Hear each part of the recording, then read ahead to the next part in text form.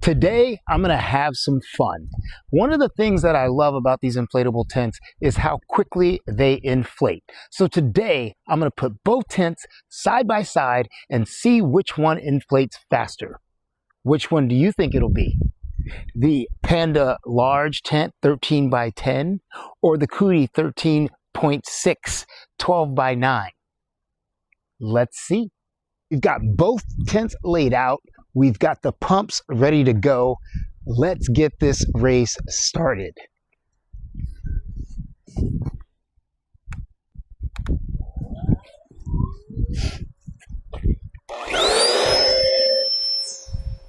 All right, we shall see.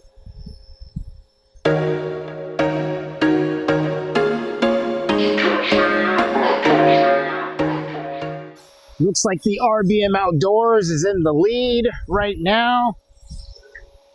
That is the Panda Large tent.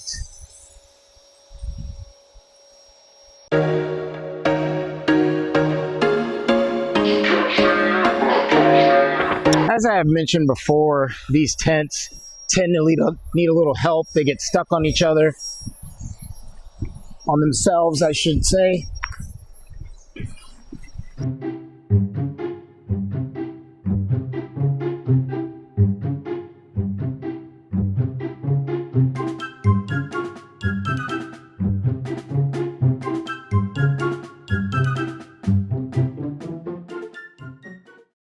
Okay, looks like we've got a clear winner here with the Coody.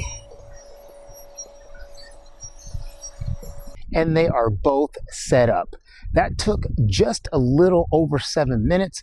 As you can see, we had some issues with this particular tent, which is the Panda Large, but that is actually fault of mine because the previous time that I used it, I did not zip the pipe to the tent. See, this section was open and not zipped to the tube.